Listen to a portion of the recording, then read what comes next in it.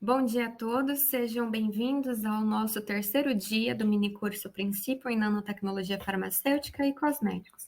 Então, nós começamos discutindo sobre o surgimento da nanotecnologia, conceitos e princípios gerais sobre a nano, inclusive sistemas coloidais. Falamos sobre desafios, estratégias, métodos de caracterizações básicos em nanopartículas. E hoje nós vamos ver o caminho entre a pesquisa laboratorial e a produção em escala industrial. Eu achei importante abordar esse tema, porque eu compreendo que uma vez que a gente entenda os princípios que regem, né, o processo de escalonamento de produção de formulações desde da primeira etapa até o produto comercial, eu acredito que seja mais fácil a gente desenvolver prototipos que tenham os requisitos necessários para uma produção em larga escala, que na verdade eu acredito que é o desafio e o propósito de tantas pessoas que trabalham assim com nanotecnologia. Então, hoje nós vamos ver os requisitos para o escalonamento em termos de nanoformulações, quais são as diretrizes das agências regulatórias, qual seria o caminho, né, da nanotecnologia em questões de perspectivas futuras e inovação. Então, quando a gente fala sobre processos de escalonamento, a gente está falando sobre várias etapas, desde do primeiro produto até o produto comercial. A primeira etapa que se realiza é o planejamento e o estudo de risco. Nessa etapa, é feito um vasto estudo bibliográfico sobre a formulação, sobre as metodologias envolvidas, se cria diferentes desenhos que possam ser feitos para a formulação. Também nessa etapa é feita a verificação de licenças, se todos os recipientes que nós precisamos, se a metodologia ela pode ser utilizada. Fazemos também aqui o mapeamento de risco do impacto, tanto desse processo comercial. Analisamos também o custo, os valores agregados, inclusive atrelados ao transporte final do produto. Então, aqui é todo feito, de fato, o planejamento estratégico, né, do desenvolvimento do produto. A segunda etapa é a etapa de pesquisa e inovação. Então, de fato, aqui é criado o protótipo principal da formulação. É aqui que nós vamos desenvolver a primeira fórmula, analisando os diferentes recipientes, os métodos, as caracterizações preliminares do produto, não definitivas, mas pelo menos que possam servir de referência, né? E depois essa tecnologia ela vai ser transferida de uma forma mais otimizada, com uma maior robustez, onde também vai se verificar a caracterização de métodos mais robustos, que é onde está feito o processo de maior escala, né? Então é nessa etapa que nós vamos já falar em planta piloto. Posteriormente, essa transferência é feita para a manufatura e, por fim, o produto final para comercialização. Então, para começar, quais seriam as considerações importantes para o scale-up na etapa de laboratorial? Na etapa laboratorial, que eu acredito que a maior parte de vocês estejam mais familiarizados, é onde nós criamos, né, a formulação que nós desejamos. Então, é aqui que todos os parâmetros que a gente vai analisar, ele tem que estar de acordo com a possibilidade de escalonar. Então, não adianta eu utilizar um método que eu sei que ele não vai ser passível de ser escalonado. Não adianta eu utilizar um recipiente que ele não está autorizado. Muito menos se ele não está, né, qualificado já. Então, é aqui que o grupo de pesquisas e inovações ele vai trabalhar estabelecendo, primeiro, uma tecnologia eficiente, com base também em estudos mais robustos de quality by design. É aqui que a gente avalia também a caracterização físico-química preliminar do material, que a gente vai analisar o screening de diferentes tipos de recipientes. A gente vai avaliar também os princípios ativos que podem ser agregados à partícula, quais são os tipos de surfactantes, se a nossa formulação ela vai ser necessária algum tipo de crioprotetor, se vai ser necessário dissolventes adicionais. É aqui também que a gente vai determinar qual vai ser a metodologia de realização dessa partícula, qual vai ser a metodologia de esterilização do produto final, se ele vai ser liofilizado, se ele vai ser dado via soluções em suspensões. Então, é aqui que a gente cria a base, né? A base conceitual da nossa pirâmide para chegar até a nossa formulação comercial. Uma vez que a gente tenha, né, o produto do laboratório já feito, que a gente está falando de volumes em torno de 1 ml a 5 litros, nós vamos passar para a etapa seguinte, que é a etapa de plano piloto. É aqui que tem o aumento, né, do volume, que é mais ou menos 20, aí chega a 30 vezes maior do que a gente está acostumado na parte laboratorial. E posteriormente nós vamos para a parte mais clínica, né, que tem ainda maior volume desse processo. Então, nós já estamos falando de 20 a 500 litros, até chegar na parte comercial, que a gente fala acima de 500 litros e até chega a toneladas. Então, veja que o volume ele é extremamente importante durante cada etapa de desenvolvimento. E ele influencia muito. Então, se você não tiver uma formulação que ela não seja passível de continuar com as suas propriedades físico-químicas e a sua estabilidade intrínseca, os seus valores e funções intrínsecas, seja a 1 ml ou a 1 tonelada, é um produto que não é viável. Então, você tem que desenvolver um produto que ele seja capaz de ser desenvolvido e preservar as suas características primordiais, dos seus critérios, dos seus atributos de qualidade, de acordo com cada lote desenvolvido. Para vocês terem uma ideia, eu trouxe um fluxograma geral de como que é interligado cada etapa. Então, veja que nós começamos na planta piloto desenvolvendo sobre a definição do marketing de formulação. O que é isso? É você escalonar o seu processo desde da escala laboratorial.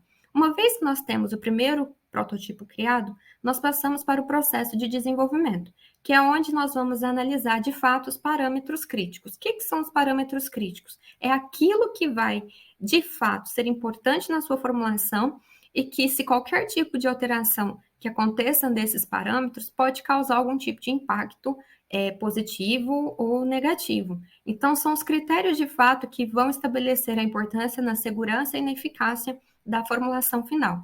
Além disso, é nessa etapa que é feita a análise, por exemplo, de embalagem, porque dependendo da embalagem que você utiliza, você pode aumentar ou diminuir a estabilidade do produto. Além disso, é feito também alguns tipos de lotes de estabilidades preliminares, que já dá uma referência para como vai ser isso em maior escala, e também produzimos o primeiro relatório com base nesses dados. Uma vez que nós temos esses parâmetros muito bem estabelecidos, nós vamos para a ampliação maior dos lotes. Então, nós vamos ter a possibilidade de analisar estabilidade e, além disso, desenvolver também lotes para os ensaios clínicos. É aqui que também nós vamos determinar qual é o local apropriado para o desenvolvimento da formulação. Além disso, nós vamos fazer os estudos de qualificação de processos de grande escala e vamos fazer a análise de dados robustas, gerando um outro relatório com base em todos os dados que nós temos estabelecidos, inclusive de caracterizações físico-químicas muito bem definidas. Nessa etapa, vários grupos estão envolvidos, seja de pesquisa, seja de desenvolvimento, seja o grupo de estabilidade, o setor de qualidade, o setor de fabricação. Aqui, todos trabalham junto para poder, de fato, depois reunir todos os dados para submissão para a agência reguladora. Uma vez que a gente submete depois para a agência reguladora, o processo não acaba, porque nós vamos ter os lotes de validação para fabricação, onde entra a instalação de produção em série. Então, quando a gente tem os lotes de validação para essa fabricação, nós estamos falando de estudos adicionais que possam ampliar as caracterizações das nossas formulações. Então, qualquer tipo de mudança, modificação que a gente queira fazer, qualquer avaliação, característica físico-química adicional que a gente tenha do nosso produto, é nessa etapa que a gente precisa fazer. Inclusive, aqui é feita também a análise de documentos de transferência de lote e de tecnologia.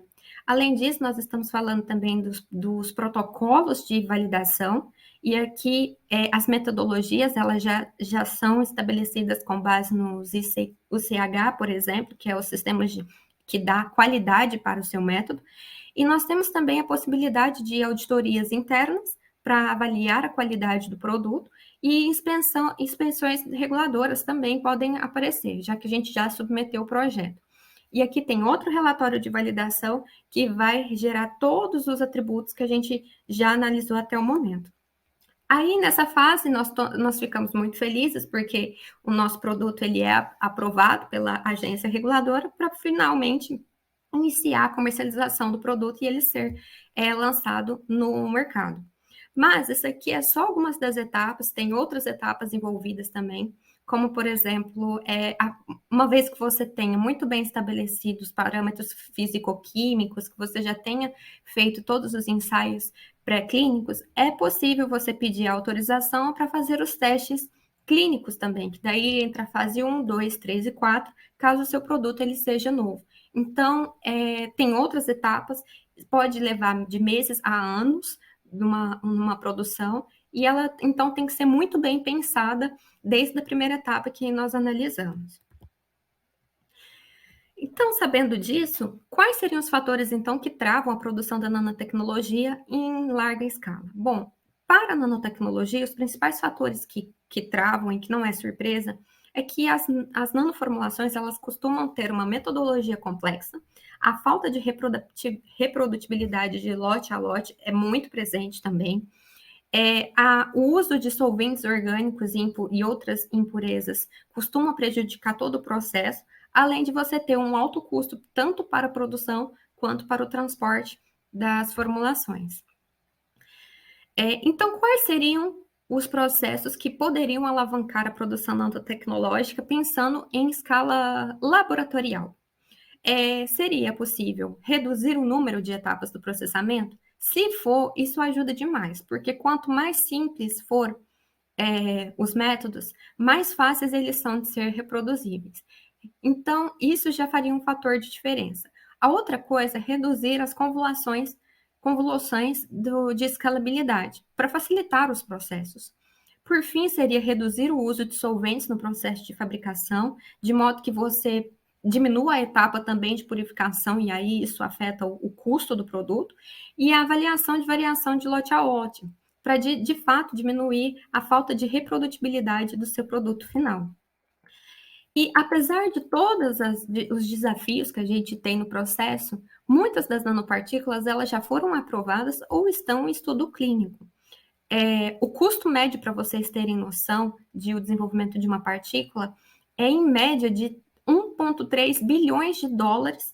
E quando a gente fala de nanopartícula, esses desafios, esses valores são muito maiores. Então, é muito importante que a gente veja cada vez mais processos de nanopartículas chegando, de fato, ao estudo clínico, porque a gente vê que mais opções, né, para esses processos estão sendo investigados.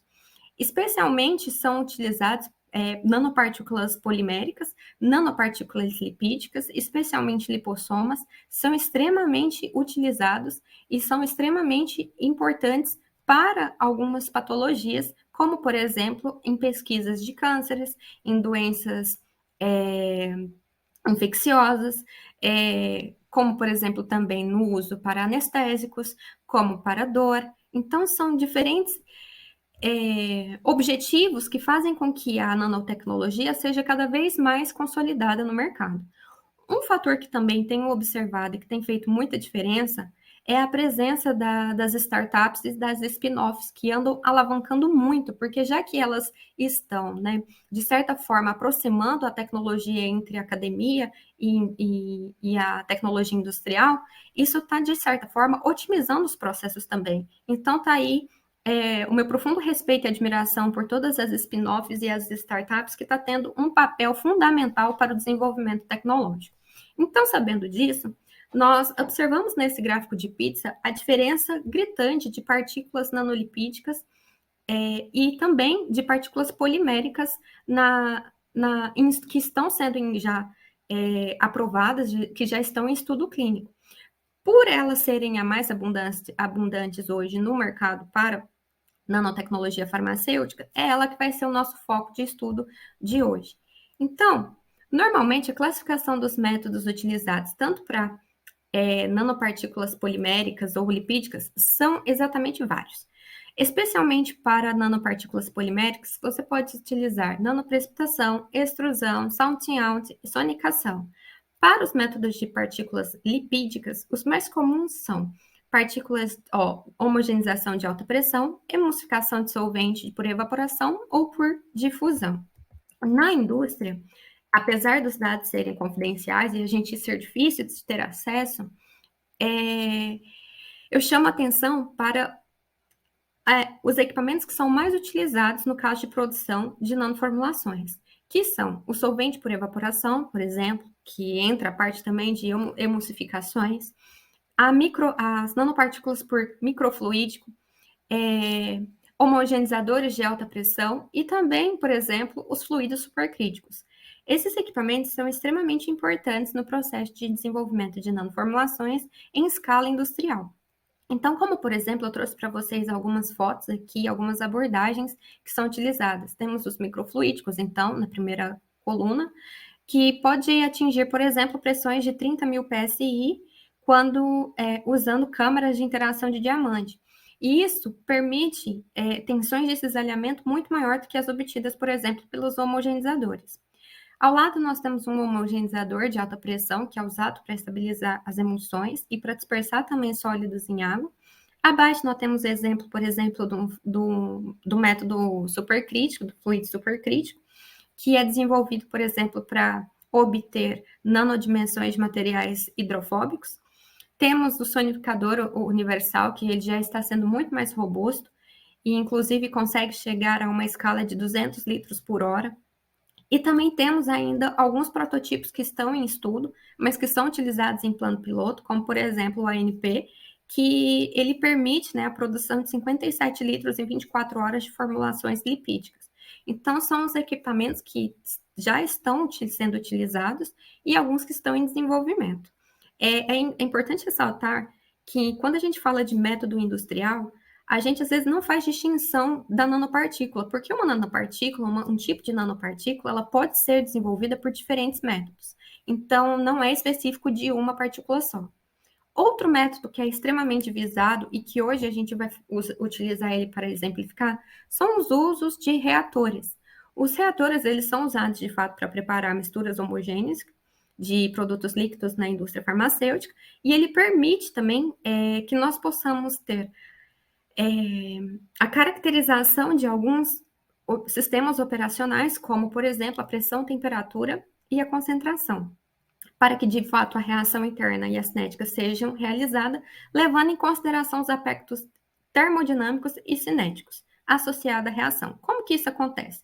No interior dos nossos reatores, eles têm válvulas que podem ser utilizadas como impulsores de líquido. Uma vez que ele pode ser modulado com diferentes tipos de sistemas. Então, por exemplo, aqui, os reatores, eles podem ter misturadores, por exemplo, de uma forma de cone duplo, um misturador de um cubo rotativo, um misturador de cone em forma de Y e um misturador de casca dupla com um agitador.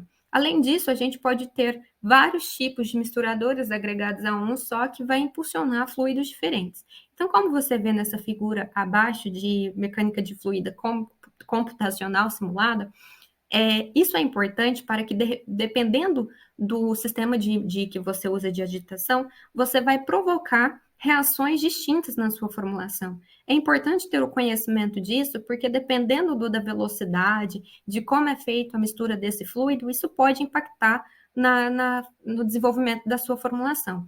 Por isso que é importante você dar uma analisada primeiro de qual é o sistema melhor para você utilizar no desenvolvimento da sua partícula, de forma que você não altere a energia cinética e entrópica intrínseca do seu sistema. Então, sabendo disso, os principais métodos para o desenvolvimento de nanopartículas orgânicas na plano piloto especialmente os métodos de emulsificação e de nanoprecipitação, os quais nós vamos comentar hoje. Existem outros métodos, vários, mas infelizmente não dá tempo de a gente falar tudo, né? Além disso, nós temos que pensar nos métodos de purificação. Os métodos de purificação são os métodos que, por exemplo, você pode utilizar para tirar os solventes, resquícios de partículas, e deixar a sua formulação menos tóxica possível e mais homogênea. Então, eles são utilizados como, por exemplo, processos de centrifugação, diálise, ultrafiltração, microfiltração de fluxo cruzado, evaporação de solvente por pressão reduzida. Então, são diferentes métodos de purificação que você pode utilizar após a metodologia ser concretizada.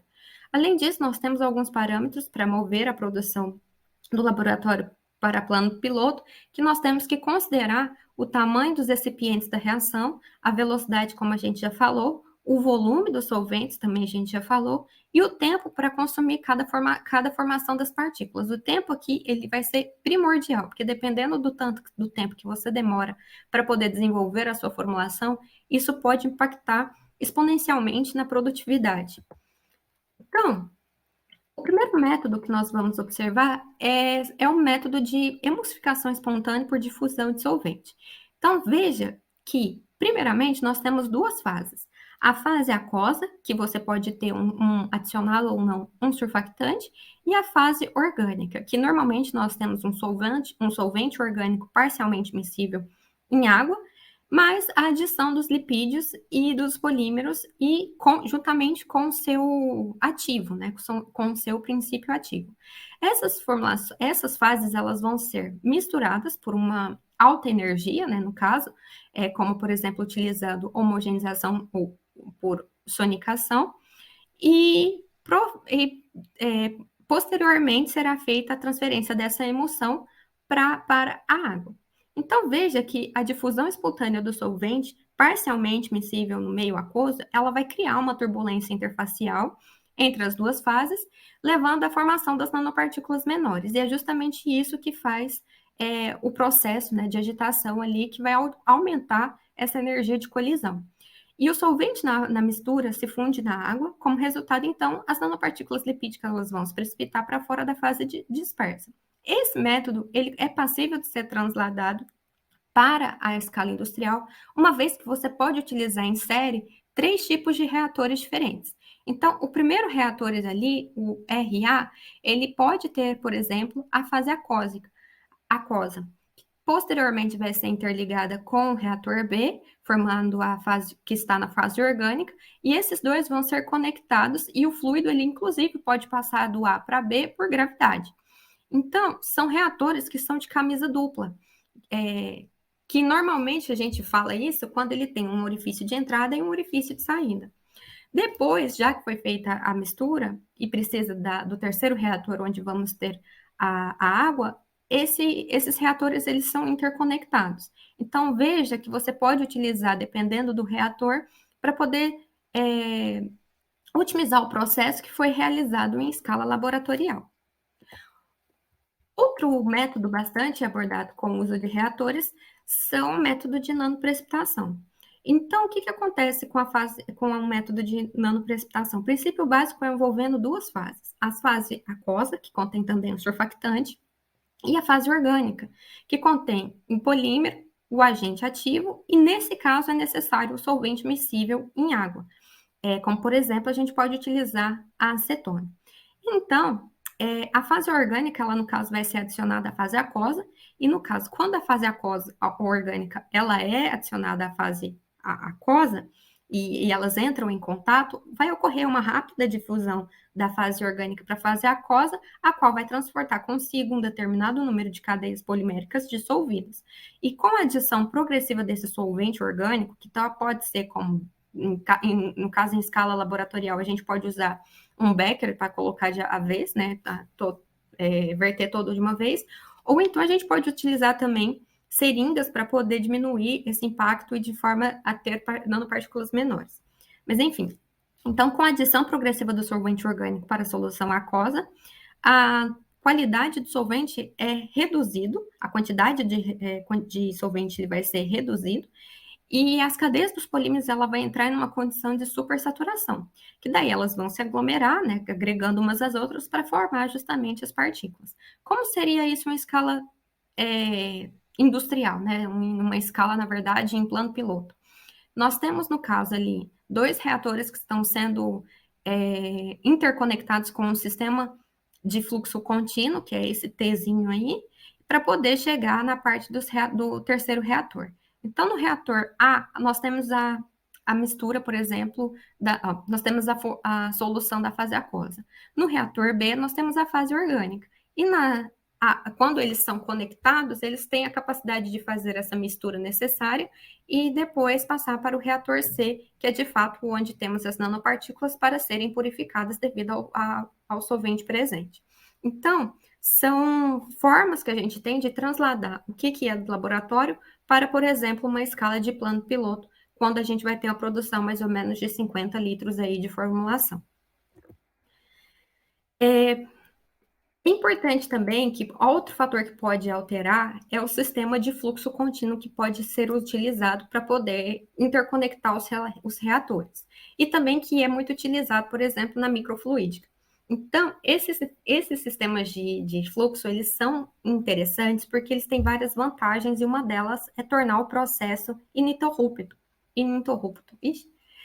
Não parar o processo. Então, aqui a gente vai ter automação, de fato, porque não é necessário nenhum uso manual, né, de interferências manual, para poder interconectar os fluxos. Então, ele consegue ser também, as válvulas, elas são altamente calibradas. Nós conseguimos também controlar, por exemplo, processos que envolvem temperatura, o tempo, a concentração e a mistura do processo. Então, dependendo do seu método, você pode utilizar diferentes sistemas de fluxos contínuos para poder fazer a mistura dos seus recipientes. Parece fácil, né, interconectar reatores e achar que está tudo bem, mas é muito mais complexo o processo em si. Então, aqui nessa figura, nós destacamos o fluxo industrial típico para a fabricação de nanopartículas, por exemplo, lipossomais, que é uma plataforma muito semelhante que pode ser utilizada para outros tipos de nanopartículas lipídicas. Então, no primeiro reator, nós temos, por exemplo, a adição dos solventes, né? Então, nós temos ali o solvente, os fosfolipídios sendo misturados, que vão ser passados para o processo 2. No processo 2, nós vamos ter o agente estabilizador, como por exemplo, e também a água ou algum tipo de outro recipiente que você deseja adicionar. Mas, uma vez que a gente tem essa formação aí, provavelmente teremos uma emulsão, você pode utilizar o acoplamento, por exemplo, de um homogeneizador de alta pressão para diminuir, né, o tamanho das suas partículas. E depois que elas diminuem na fase 3, as nanopartículas passam por esse homogeneizador e elas são, como se diz, melhores estruturadas, né, apresentam uma estruturação melhor, você pode limpar, né, purificar esses recipientes contaminados aí com solvente, por exemplo, para tirar todas as impurezas que se ficaram ali, por exemplo, por meio de um processo de evaporação de solvente. Uma vez que você tem a sua emulsão, que passou por um processo de homogeneização de pressão para diminuir as partículas, e você já tirou os processos de impurezas, possíveis impurezas ou contaminantes, você tem que ir para a etapa de filtração. A etapa de filtração seria um processo, por exemplo, para poder utilizar, que pode ser ou não, pode ser outros tipos também, para a esterilização do produto. Então, normalmente a gente pode utilizar filtração por 0,22. Existem outros tipos de esterilização? Existem vários outros tipos de esterilização. Esse aqui é só um exemplo. E uma vez que nós tenhamos o produto, né, já estéreo e tudo mais, além disso, pode ser utilizado a adição, por exemplo, de crioprotetores, porque se você for liofilizar a sua formulação, algumas delas precisam dessa etapa adicional de adição de crioprotetor para preservar melhor a configuração lipídica ali. E por fim, chegando em 7, nós temos o reator que finalmente vamos ter o seu processo os seus lipossomas, que forem em caso, em suspensões, e depois você decide como seria o processo para poder armazenar e estocar cada lote. Então, veja que é um processo totalmente interligado, interconectado, e as etapas, elas dependem muito do que você deseja fazer para a sua partícula. Então, por exemplo, nós temos um reator aqui, da industrial, né, da indústria farmacêutica, e veja que todos os cabos são totalmente interconectados e também eles são passíveis de serem controlados por automação. Então, isso facilita muitos processos. E chegamos ao final que nós temos e conseguimos fazer a nossa formulação, e vamos agora passar ela para as agências reguladoras. O que as agências regulatórias, né, elas pedem a respeito das nanotecnologias? De forma geral, uma coisa positiva que aconteceu em 2021 é que o Brasil, ele teve o convite para entrar no PIC. PIC, para quem não sabe, ela é uma convenção de inspeção farmacêutica e também tem o esquema de cooperação de inspeção farmacêutica. Na verdade, eles são duas agências internacionais entre países do mundo inteiro, com várias autoridades, que eles analisam as boas práticas de fabricação farmacêuticas. Quando você pertence a esse grupo, né, de inspeções, quer dizer que o seu processo de fabricação ele leva em consideração as boas práticas internacionais. Então, quando um país ele faz parte desse conglomerado de países que levam em consideração as normas, é muito mais fácil também, facilita o processo de exportação, de importação de fármacos, aceitação de diferentes medicamentos em diferentes países. Então, o Brasil, em 2021, ele foi agraciado e ele agora pertence aos PICs. O que isso afeta para a gente? Tudo, porque todas as normas agora elas vão ser, e já têm sido, né, reavaliadas, para que de formas possam ser entradas, possam satisfazer todos os requisitos, por exemplo, da FDA, da EMA, e que de fato não é geral, não são todas as normas, mas a maioria vai ser entrando como um processo de estandarização. Então, isso aconteceu em 2021, então nós estamos ainda tendo as reformulações das normas. Parece tarde, né, 2021, mas não achei tão tarde assim, porque levando em consideração que a Anvisa é da geração milênio, né, acho que ela é de 1999, ainda do governo do Fernando Henrique, então acho que mostra que a Anvisa, ela tem muita seriedade e credibilidade internacional dos produtos do que ela anda desenvolvendo. Do que ela anda desenvolvendo, não, gente, do que ela anda autorizando. Então, a gente vê que a produção dos nossos fármacos, elas são cada vez mais quality by design, vamos dizer assim. Então, quais são as principais guias da nanotecnologia? Nós temos hoje, atualmente, essas são as principais. Então, desde 2014 nós tivemos 3, 2015, 2018 e recentemente a guia 2022, que hoje vai ser a que a gente vai dar mais enfoque. Além disso, nós temos também as guias de harmonização, que são diretrizes de qualidade que visa principalmente avaliar a qualidade dos métodos. Então, aqui nós temos avaliação, por exemplo, de como é feita uma validação analítica necessária, quais são as impurezas, quais são os controles de risco, são todas as normas que eu recomendo que quem seja da área possa ler para poder desenvolver os seus métodos de acordo com as qualificações necessárias para otimizar os processos. Então, o que tem nessa norma, né, de 2022 de específico? Ela vai atribuir vai levar em consideração 3 principais vias, né, que seriam os atributos de qualidade, o que é necessário para ter em cada formulação, as definições, o que ela vai requerir de caracterização, quais são as normas condizentes com os recipientes, os testes de liberação, processos, estabilidade. Também ela vai abordar os estudos, quais são as partes necessárias do estudo pré-clínico e os estudos clínicos. Uma coisa interessante que eu acho das agências reguladoras como um total, e aqui eu estou falando da FDA, mas serve para as outras, é que elas analisam os produtos nanotecnológicos como sendo imparciais. Então, não é uma norma que ela vai falar é isso que tem que ser feito. Ela vai olhar produto por produto e vai atender cada norma de acordo com a definição daquele produto. Então, um produto A nanofarmacêutico com um produto B nanofarmacêutico, não necessariamente ele vai ter os mesmos critérios sendo avaliados. Vai depender muito de quais são os atributos críticos e quais são os impactos que aqueles atributos podem causar, de certa forma, no sistema como um todo.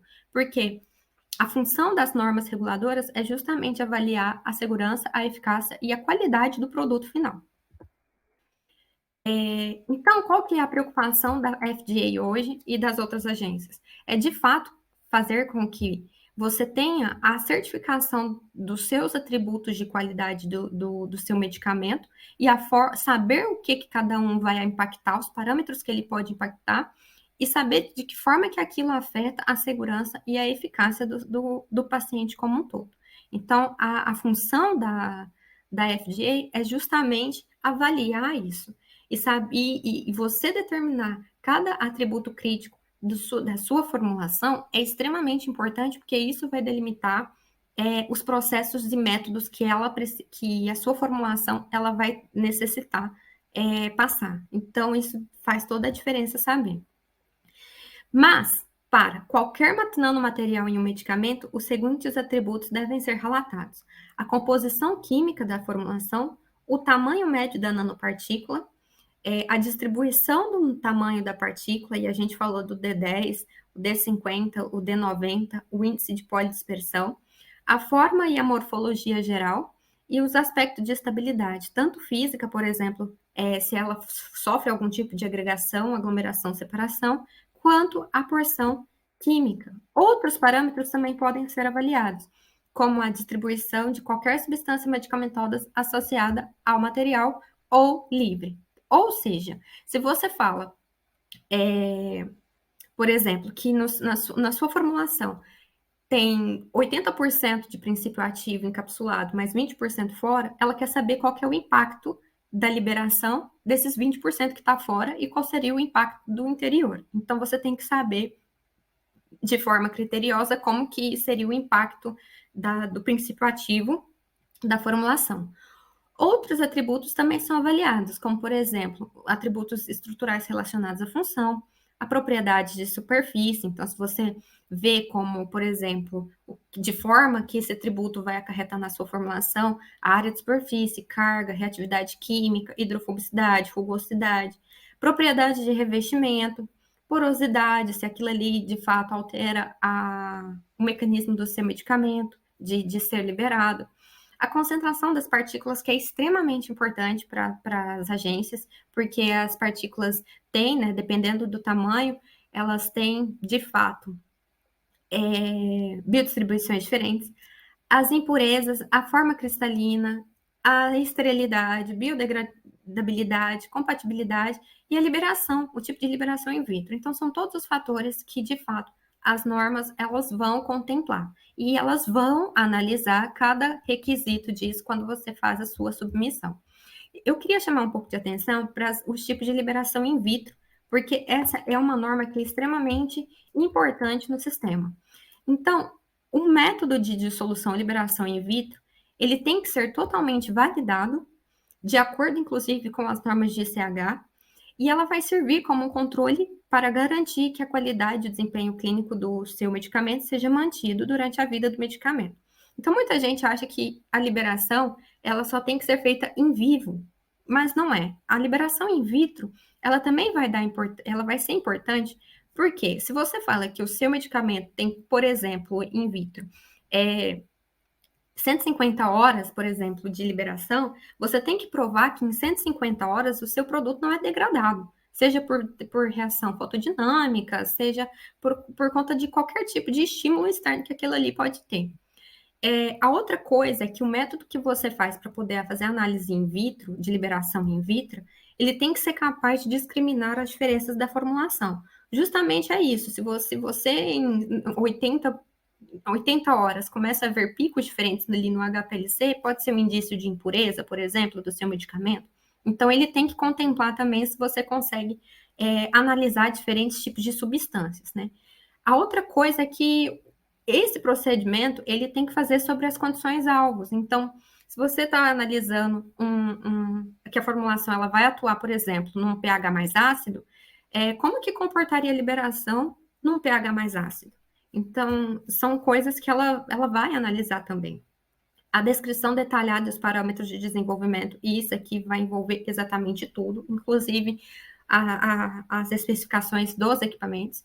E você tem que colocar no seu perfil de liberação, aliás, o seu perfil de liberação, ele tem que ser completo. O que é completo? Se você tem um fármaco que ele é encapsulado, e ele precisa atingir pelo menos 85% de liberação. Se o seu fármaco ele não chega a pelo menos 85% de liberação, você tem que justificar o porquê que não chegou e o que está acontecendo. Então, é de fato que o perfil de liberação ele seja completo, e se você não conseguir atingir uma liberação de 100%, abaixo de 85% no caso, que é tolerável, você precisa saber o que está acontecendo com o fármaco ali, por que ele não saiu, e se o fato dele não ter saído vai afetar de alguma forma no sistema, ou até mesmo de alguma forma a estrutura físico-química do sistema. Então, são coisas importantes que a FDA analisa. Então, se tratando agora, a gente vai falar um pouquinho das formulações. Quais seriam o que os métodos para caracterização físico-química de nanomateriais, eles deveriam ter? Então, o método, ele deveria ser capaz de detectar e caracterizar o material na faixa de tamanho de interesse.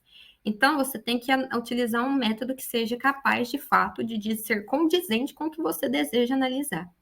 A metodologia requer uma preparação da amostra que pode alterar significativamente o atributo do material que está sendo medido por análise. Então, a outra coisa que não pode acontecer é o método de preparação não pode interferir nas características intrínsecas da sua formulação, porque se isso altera, quer dizer que o resultado não vai ser equivalente ao que você espera, não vai ser confiável, né? E, além disso, o equipamento analítico pode ter interações não intencionais com o nanomaterial. Então, tipo, o fato do material, da metodologia que você usa, ela pode alterar de alguma forma aquilo? Então, as recomendações gerais é que também seja feita suas partículas tenham, de fato, uma estabilidade físico-química, impacto potencial de mudanças na fabricação, de controle de processo e robustez, controle em tributos críticos de qualidade de medicamento de produto. E aqui a gente está falando de uma coisa que poderia salvar todo mundo, que é o Quality by Design. Todo mundo fizesse já direto um desenho fatorial, né, um planejamento fatorial, o seu produto, né, a base do seu produto já teria feito essas análises, porque aqui a FDA está perguntando se o que você altera na sua partícula pode influenciar de alguma forma o impacto sobre ela. Além disso, é analisado a dissolução, né, distribuição, biodegradação, acumulação, previsibilidade, parâmetros físico-químicos e estudos em animais. Essa aqui é só uma tabelinha que compila todas as técnicas comumente requeridas pela FDA, e aqui nós temos, então, basicamente, osmolaridade, morfologia, PDI, potencial zeta e tamanho como sendo obrigatório, e uns outros requisitos como sendo, que depende, né, de cada partícula se vai ser requerida ou não, de acordo com o tributo de qualidade. Os relatórios, normalmente, da FDA são dossiês enormes, que você tem que colocar todos os detalhes robustos e dados brutos, inclusive preparação de amostra, análise de equipamento e discussão de dados. Então, são dossiês bastante robustos. Quais são as tendências, então, né, na perspectivas futuras para a utilização da nanotecnologia para o desenvolvimento de produtos e terapias inovadoras? Nós vemos o crescente aumento da nanotecnologia serem empregadas em diferentes áreas. Eu acho que ocorreu uma junção da proteômica, da genômica e da imunômica, que permitiu que a nanotecnologia fosse vista de outra forma. E a inteligência artificial e a bioinformática está impulsionando, sendo uma ferramenta muito básica para esse estímulo. Então, eu acredito que as principais áreas agora que estão sendo, de fato, permeadas pela nanotecnologia são todos aqueles tipos de produção que envolvem biomoléculas. E o que eu digo? Então, a nanotecnologia ela deixou de ser apenas um melhoramento de fármacos, né, que isso já é uma coisa bastante promissora, como também ela passou a ser um veículo para disponibilizar tratamentos que antes não seriam possíveis se não tivesse a nanotecnologia. Porque antes, se você utilizasse, por exemplo, RNA mensageiro, ou terapias baseadas em proteínas, ou small molecules, que podem ser utilizados como imunomoduladores, essas biomoléculas elas poderiam ser degradadas antes mesmo de chegarem ao local-alvo.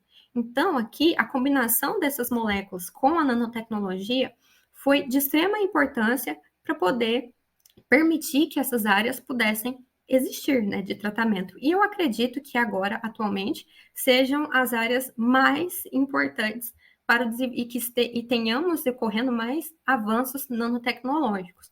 Então, por exemplo, esse ano, a BioNTech, que é a mesma desenvolvedora, junto com a Pfizer das nanopartículas, eles vão lançar, e já estão em estudo, um estudo direcionado com o desenvolvimento de vacinas específicas para pacientes com câncer.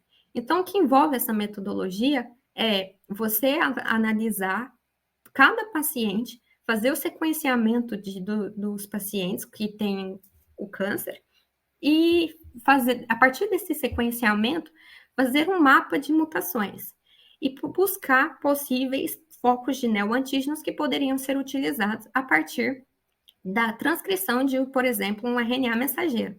E a partir dessa produção, eles vão encapsular o RNA mensageiro que tem essa capacidade de produção de neoantígenos específicos para cada paciente e direcionar ao paciente especificamente. Então, isso é uma tecnologia que revolucionou muito. Isso porque essa empresa, e como nós sabemos, desde de muitos anos, que o câncer ele é uma patologia extremamente ativa, com múltiplas mutações, e depende de uma variedade intrínseca de paciente para paciente.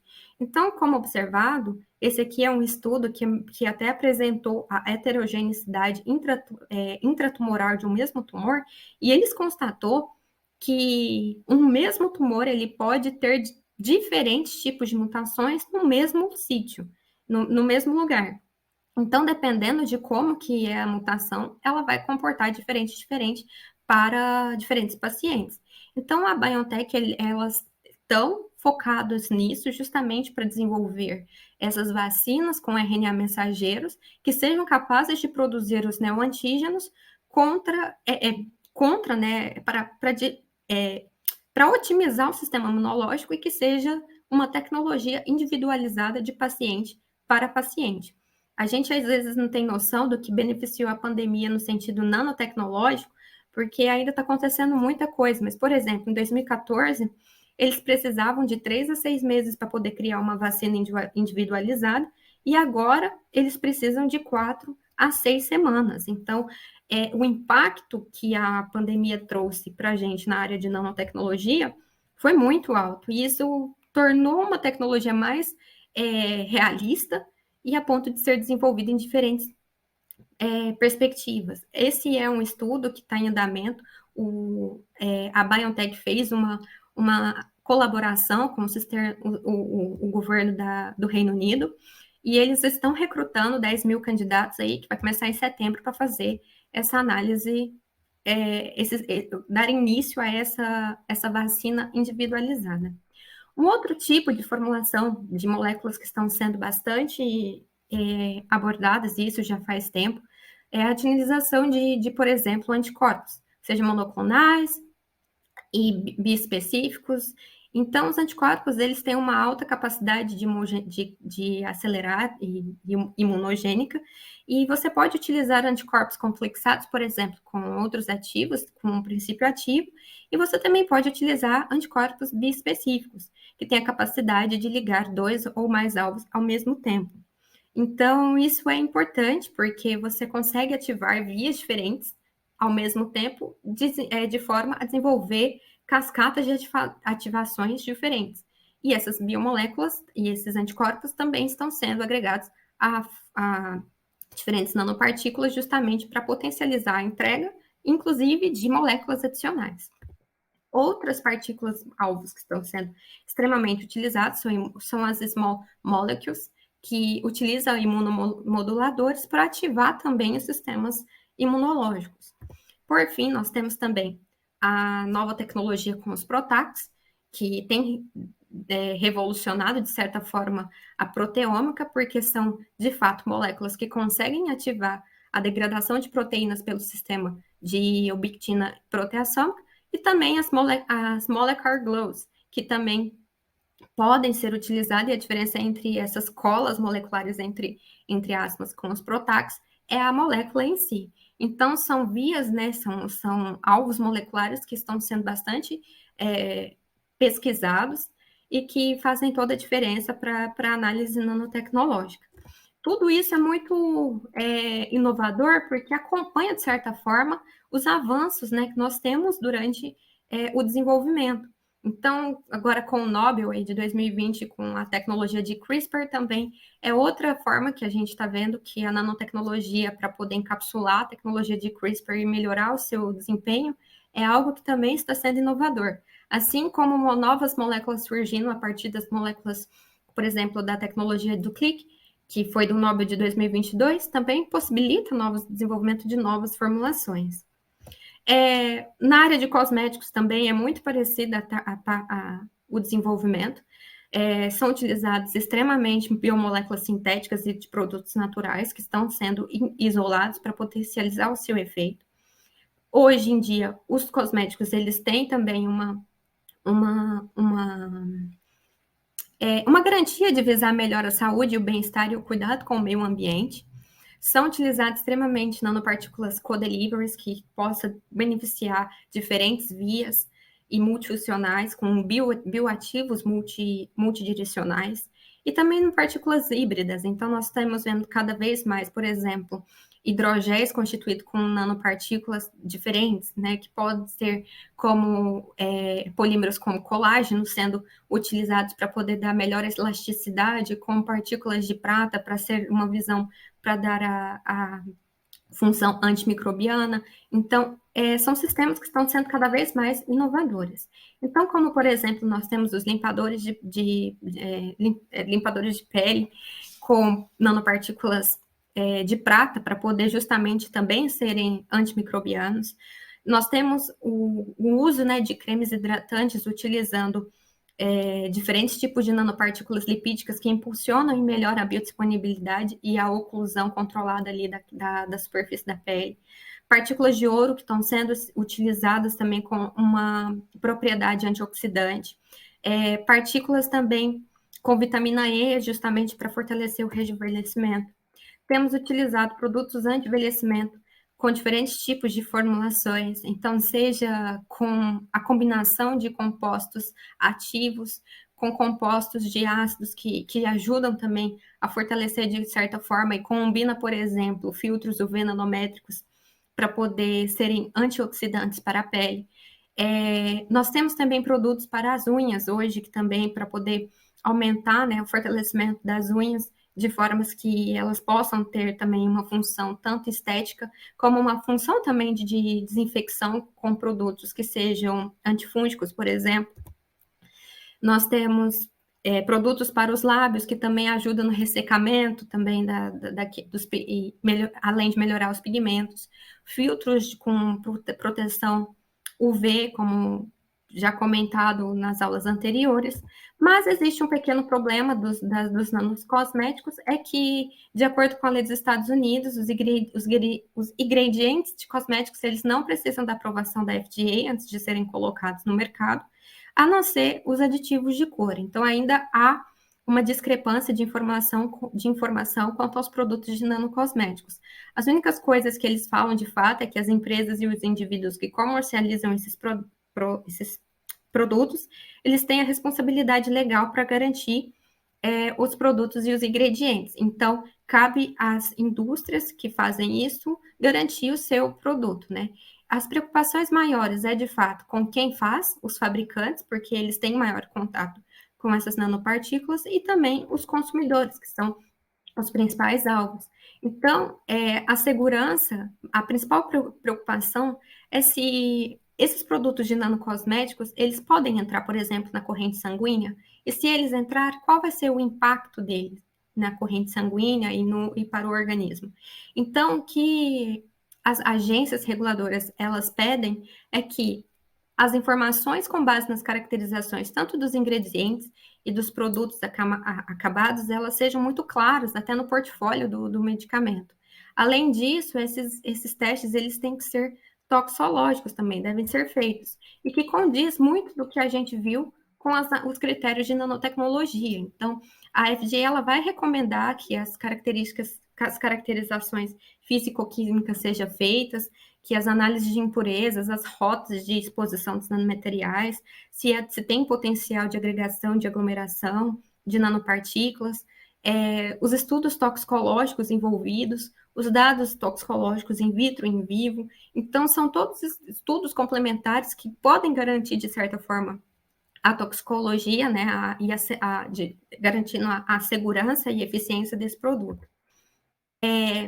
A função reguladora também do Reino Unido, por exemplo, da Royal Society of Chemistry, ela fala que os nanocosméticos, eles têm que as recomendações, elas evidenciam sérios riscos de nanotoxicidade. Então, que as nanopartículas tratadas com cosméticos, elas deveriam pertencer a alguma classe que ela tivesse, né, regulamentações mais sérias a respeito desses sistemas. A União Europeia, ela tem uma diretriz muito forte com relação aos cosméticos, aos nanocosméticos, e inclusive eles exigem que todos os produtos que tenham alguma melhora de nanotecnologia, deve ser notificado pelos produtos de cosméticos, e eles vão autorizar a produção e circulação desse produto conforme acharem conveniente, né? Conforme acharem que, de fato, perfaz todo o processo de segurança e toxicidade. E uma opinião geral é que a farmacovigilância, né, desses produtos pós-comercial, ele deve ser prevalecida. No Brasil, nós encontramos o Comitê Interno de Nanotecnologia da Anvisa, que foi criado em 2014 para realizar a regulação do material no país, e que cria, na verdade, essas normas e guias específicas. E, além disso, nós temos a Portaria 1358 de 2014, que objetiva a criação de um banco de dados a respeito de nanopartículas e nanomateriais que sejam relacionados à saúde, e a constituição de um plano de capacitação, entre outras diversas métodos. No entanto, no Brasil, assim como nos outros países, ou a maioria deles, não existe uma regulamentação específica que defina os critérios para nanocosméticos naturais e orgânicos. Portanto, todas as empresas que desejam regularizar seus produtos serão sujeitas às mesmas exigências dos cosméticos convencionais. Ressalto para vocês que o Brasil ele tem centros nanotecnológicos extremamente importantes, que é o CNPEM, e também em outros países que eles recebem, são facilities que recebem o ano inteiro a possibilidade de caracterizações mais robustas, né, dos produtos. Então, eu coloco aqui para vocês esses centros que eles recebem, podem receber diferentes tipos de formulações para fazer a caracterização desses produtos. Além disso, no Brasil nós temos o Cisnano, que tem laboratórios estratégicos e associados espalhados pelo Brasil todo, e que pode ajudar na caracterização intrínseca desses países, dessas formulações, de forma a otimizar melhor os parâmetros robustos da sua formulação. Então, é acessível e pode melhorar, né, a eficiência dos produtos comercializados, e principalmente na escala laboratorial. Então, pessoal, isso foi um pouquinho do meu conhecimento que eu vim aqui passar para vocês. Eu novamente agradeço, sei que é bastante conteúdo, mas eu coloco à disposição para quem quiser conversar comigo, saber mais um pouquinho das áreas de pesquisa que estão envolvidas. Se tem alguma dúvida que não ficou muito bem clara, que eu possa ajudar, eu agradeço imensamente o contato de vocês, a colaboração. Novamente agradeço à Embrapa pelo evento, a toda a comissão organizadora aí do Congresso Digital de Nanotecnologia e Bioengenharia, e eu fiquei muito feliz de estar aqui. Então, eu espero que vocês possam aproveitar o máximo possível aí o Congresso, nessa etapa final, e que esses conhecimentos possam, de alguma forma, serem agregados, serem relevantes para a carreira de vocês, tá bom? Eu agradeço muito. Tchau, tchau.